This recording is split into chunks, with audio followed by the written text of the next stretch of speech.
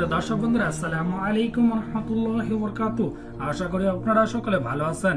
আজকে আমাদের আলোচনার বিষয় স্ত্রী অভিযোগ স্বামী তাকে মারধর করে, এ সম্পর্কে থাকতেছে বিস্তারিত আলোচনা। তার আগে আপনাদের কাছে আমার ছোট্ট একটি অনুরোধ, যারা আমার এই চ্যানেলে নতুন তারা অবশ্যই আমার চ্যানেলটি সাবস্ক্রাইব করবেন এবং ভিডিওটিতে একটি লাইক দিবেন এবং ভিডিওটি না টেনে শুরু থেকে শেষ পর্যন্ত দেখুন, নয়তো কিছুই বুঝতে পারবেন না, কারণ ভিডিওটিতে অনেক গুরুত্বপূর্ণ আলোচনা করা হয়েছে। স্ত্রী, আমার বিয়ে হয়েছে প্রায় 9 বছর হয়েছে। আমার সন্তান হলো 1 মেয়ে 1 ছেলে।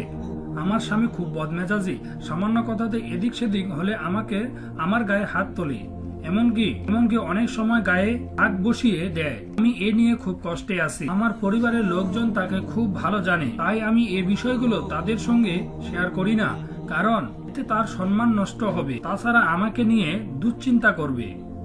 আমি বিয়ের প্রথম তাকে খুব ভালোবাসতাম, এখন দেখি দিন দিন তার প্রতি আমার ভালোবাসা কমে যাচ্ছে। আমি খুব কষ্টে আছি, কি করব বুঝতে পারছি না। আমার খুব কষ্ট, মাঝে মাঝে মনে হয় আমার মতো দুঃখী কেউ নেই। এজন্য নীরবে অনেক কান্নাকাটি করি। মনে হয় সবকিছু ছেড়ে কোথাও চলে যায় কিংবা বিষ খেয়ে মরে যাই। করব, কেননা কুল কিনারা পাচ্ছি না। প্লিজ আমাকে কিছু পরামর্শ দিন, আমাকে সাহায্য করুন। প্রকাশে অনিচ্ছুক। প্রিয় বোন, আপনি খুব একটি গুরুত্বপূর্ণ প্রশ্ন করেছেন। আপনি সামান্য যে বিবরণ দিয়েছেন নিঃসন্দেহে তা বেদনাদায়ক, কিন্তু এক্ষেত্রে আমাদের প্রধান পরামর্শ এটাই যে আপনি আল্লাহর প্রতি মনোনিবেশ করুন, কেননা একমাত্র তিনিই পারবেন আপনার কষ্ট দূর করতে, আপনার পেরেশানিকে শান্তি দ্বারা ভরপুর করে দিতে। আর আপনাদের কাছে আমাদের কিছু পরামর্শ হলো, আপনার স্বামীর জন্য একজন উপদেশ দাতার প্রয়োজন। সুতরাং যদি সম্ভব হয় আপনার পরিচিত কারো মাধ্যমে আপনার স্বামীকে একজন আমলধারী আমলে করণাপূর্ণ করান। যদি আপনার স্বামীকে একমত ও প্রজ্ঞার সঙ্গে নসিহত করবেন, হতে পারে এর মাধ্যমে তিনি নিজের ভুল বুঝতে সক্ষম হবেন। একটু ভেবে দেখেন তো, আপনার প্রতি আপনার স্বামী কর্তৃক স্থাপিত মুসিবতের পেছনে আপনিও কিছুটা দায়ী কিনা। কেননা অভিজ্ঞ জনরা বলে যে স্ত্রী জবান চলে বেশি, স্বামীর হাত চলে বেশি। যদি এমনটি হয় তাহলে জবান সংযত করার ব্যাপারে সর্বোচ্চ চেষ্ট হন। স্বামীর রাগ ওঠে এমন কথা ও কাজ সম্ভব এড়িয়ে চলুন। অনেক সময় পুরুষ তার চাহিদা পূরণের ব্যর্থ হলে মেজাজ খিটখিটে হয় যায়। সুতরাং তিনি বিশেষ কাজে আহ্বান করলে আপনার মুক্তি যেন থাকে। প্রয়োজনে কৃত্রিম ভাবে হলেও আপনি এ বিষয়ে আগ্রহ বেশি দেখাবেন, দেখবেন এটা তার রাগ প্রশমনে খুব দ্রুত কাজ করবে। আপনি অবশ্যই মুসিবতে আছেন, কিন্তু আপনার চাইতেও বেশি মুসিবতে আছে এ দুনিয়ায় এমন স্ত্রীও আছে, এমন নর পুরুষও তো আছে যে স্ত্রীকে কেবল মারধর করে না, বরং যৌতুকের দাবি নিয়ে স্ত্রী পরিবারের জনকেও শিয়ে তোলে। মাতাল হয়ে এসে স্ত্রীর হাত পা ভেঙে দেয়। এর কথা ভাবুন, আপনার দুঃখ কিছুটা হলেও হালকা হবে। আপনার স্বামী যতই খারাপ হোক না কেন, নিশ্চয় তার মাঝে কিছু ভালো গুণ আছে।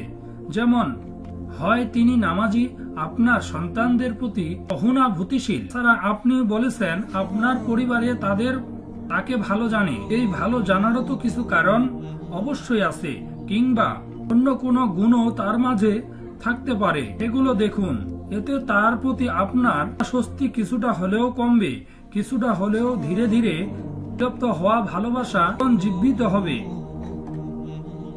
আপনার মুসিবত আল্লাহর পক্ষ থেকে পরীক্ষা। দুনিয়ার জীবনে তিনি তার বান্দা দিগকে পরীক্ষা করেন, এর মাধ্যমে তিনি দেখতে চান বান্দা সবচেয়ে সবুর করে না। রাসূল সাল্লাল্লাহু আলাইহি ওয়াসাল্লাম বলেছেন, জাবা ইন্না আমিরিল মুমিনিন ইন্না মাওয়াহু কুল্লাহু ওয়া ইলাইসা ইয়াকা হাদি ইল্লাল মুমিন ইন্নি আসাবাতহু ওয়াউ আকার কানা খাইরা লাহু ওয়া ইন আতাবাইহু রাউ আর কানা খাইরা লাহু। মুমিনের অবস্থা ভারী অদ্ভুত, আর সমস্ত কাজে তার জন্য কল্যাণকর। মুমিন ব্যক্তির জন্য কারো জন্য এ কল্যাণ লাভের ব্যবস্থা নেই। তারা আনন্দ সুখ শান্তি লাভ করলে শুকরিয়া জ্ঞাপন করে, তা তার জন্য কল্যাণকর হয়। আর দুঃখ কষ্ট আক্রান্ত হলে ধৈর্য ধারণ করে, কেউ তার জন্য কল্যাণকর হয়। সহিহ মুসলিম 7229 নং হাদিস। আপনার প্রশ্নটির বিবরণ থেকে বোঝা যাচ্ছে যে আপনি মনের কথা সুন্দর করে গুছিয়ে লিখতে পারেন। সুতরাং আবেগ ও ভালোবাসা সম্পূর্ণ কথা মিশিয়ে আপনার স্বামীর উদ্দেশ্য 2-1 পৃষ্ঠা লিখুন। আপনার লেখাটির কোনো এককে নিম্নের হাদিসগুলোর স্থান দিন। তারপর তার আবেগ ঘন কোনো এক মুহূর্ত দেখে তাকে করতে দিন। এতে আল্লাহ ভীতি মাত্র যদি তার মাঝে থাকে, তাহলেও তিনি চকিত ও সার্থক হবেন বলে আমরা আশা করছি। রাসূল সাল্লাল্লাহু আলাইহি ওয়াসাল্লাম বলেছেন, লাকাদ সাফা বিআলি মুহাম্মাদি ইন্না সাউ আশিরু কুনা ওয়াজাহুন্না লাইসা ইকা খাইরি কুম। হযরতে মুহাম্মদের পরিবারের অনেক মহিলা এসে তাদের থেকে নিজ নিজ স্বামীর বিরুদ্ধে অভিযোগ করছে, এ সকল মারপিটকারীরা তোমাদের মধ্যে উত্তম লোক নয়। আবু দাউদ 2146 নং হাদিস। শুনো, তোমরা তোমাদের স্ত্রীদের কল্যাণের ওসিয়ত গ্রহণ করো, তারা তো তোমাদের কাছে বন্দী। তাছাড়া আর কোনো বিষয়ে তোমরা তাদের মালিক নও। কিন্তু তারা যদি সুস্পষ্ট অশ্লীল কাজে লিপ্ত হয় তাহলে তবে ভিন্ন কথা। তারা যদি তা করে তবে তাদের লজ্জায় তাদের আলাদা রাখবে, সুদৃষ্টি প্রহার কর, কঠোর ভাবে নয়। তারপর তারা যদি তোমাদের অবগত করে থাকে আর তাদের বিরুদ্ধে উত্তপ্ত করার জন্য পথের খোঁজ করবে না। সাবধান, তোমাদের স্ত্রীদের তোমাদের হক রয়েছে আর তোমাদের স্ত্রীদেরও তোমাদের উপর হক রয়েছে। স্ত্রীদের উপর তোমাদের হক হলো যাদের তোমরা পছন্দ করো তাদের তোমাদের ঘরের স্থান, যাদের তোমরা অপছন্দ করো তাদেরকে তোমাদের ঘরে স্থান দেবে না, অথবা যাদের তোমরা পছন্দ করো তাদের গৃহে অনুমতি দিবে না। তোমাদের উপর স্ত্রীদের হক হলো তাদের ক্ষেত্রে তাদের প্রতি উত্তম আচরণ করবে। তিরমিজি 1163 নং হাদিস। যদি মারধর করে দাগ তৈরি করে দেয় তাহলে যখন পরবর্তীতে তার রাগ পড়ে যাবে তখন দাগগুলো তাকে দেখাবে এবং নম্রতা ও ভালোবাসার সুরে তার বিবেকের কাজেও প্রশ্ন রাখবেন। তার সন্তানে আপনি আর আপনার সঙ্গে এমনটি করার তার জন্য উচিত হচ্ছে কি না তা করবেন হলে তিনি কিছুটা হলেও ব্যতীত হবেন। যদি দেখেন যে তিনি তার অপরাধ বুঝতে সক্ষম হচ্ছেন, আরো নম্রতার সঙ্গে তাকে বুঝাবেন। জুলুম করা কিনা জুলুম করা কবিরা গুনাহ। জুলুমের দোয়া আল্লাহ সঙ্গে সঙ্গে গ্রহণ করেন। শরীয়তে তো দোয়া আছে, আমাদের উভয়ের সন্তানের ক্ষতি হবে। যদি আপনি উক্ত পদক্ষেপগুলো গ্রহণ করতে পারেন এবং পাশাপাশি আল্লাহর কাছেও দোয়া ও অব্যাহত রাখেন তাহলে আমরা আশা করি যে তখন আল্লাহর রহমত আসবে, আপনার শাস্তি সত্য জেগে উঠবে এবং তিনি আপনার প্রতি হবেন। তবে অনেক সময় দেখা যায় দাম্পত্য জীবনেও সমস্যাগুলো খুব দ্রুত সমাধানে আসে না, বরং মেয়ে বড় হতে হতে সমস্যা ধীরে ধীরে মিলিয়ে যেতে থাকে। সুতরাং আল্লাহর উপর ভরসা রাখুন, বেশি ইস্তিগফার করুন।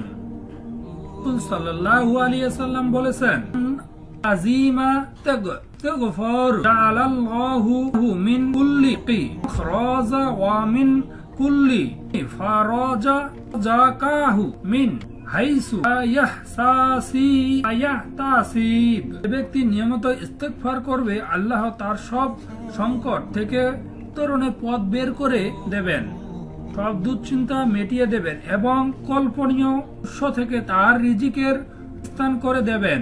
আবু দাউদ 1520।